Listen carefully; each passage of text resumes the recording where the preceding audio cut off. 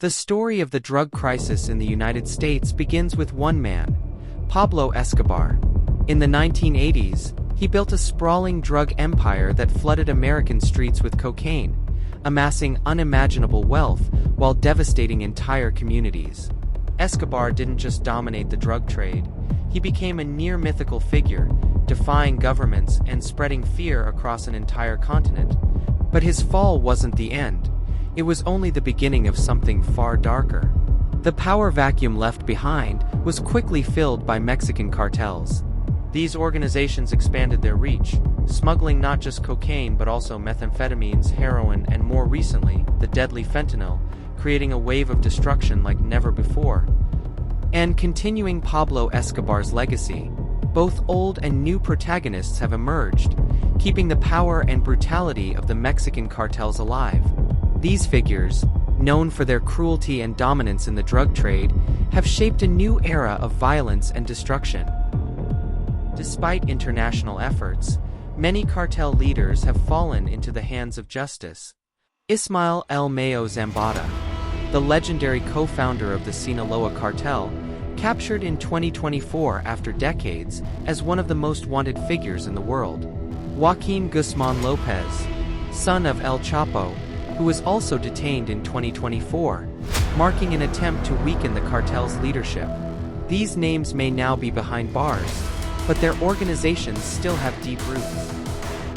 Meanwhile, others continue to challenge authorities, strengthening the drug trade and expanding their operations. Nemesio Oseguera Cervantes, known as El Mencho, the leader of the Jalisco New Generation Cartel, CJNG, remains at large and is now one of the most wanted men on the planet, with a $15 million bounty on his head. Ivan Archivaldo and Jesus Alfredo Guzman Salazar, Los Chapitos, the sons of El Chapo, who lead factions of the Sinaloa Cartel, fighting to maintain their power as chaos spreads along the border. These leaders continue to operate from the shadows, fueling a crisis that shows no signs of slowing down.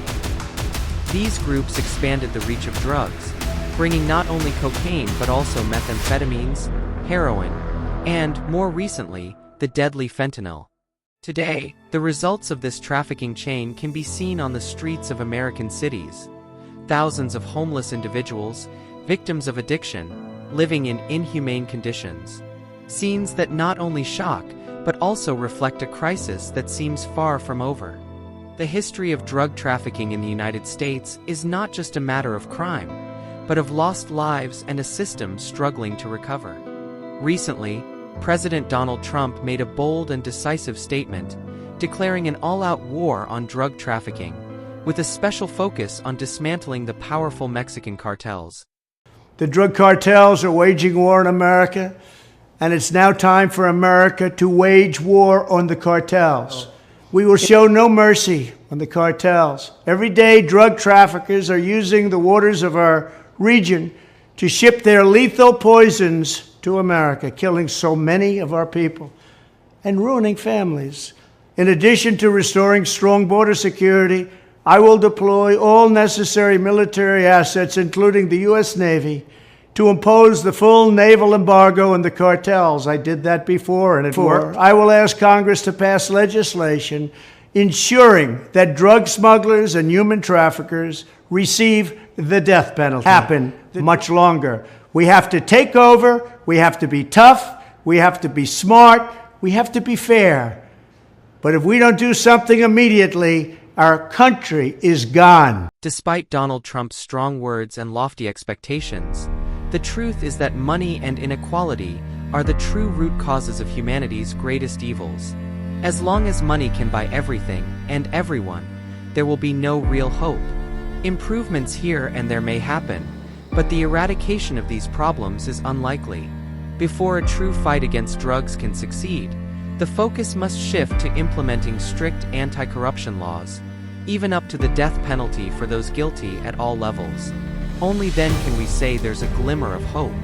Unless Donald Trump were to transform into Clark Trump himself, immunity to corruption is not about resisting temptation.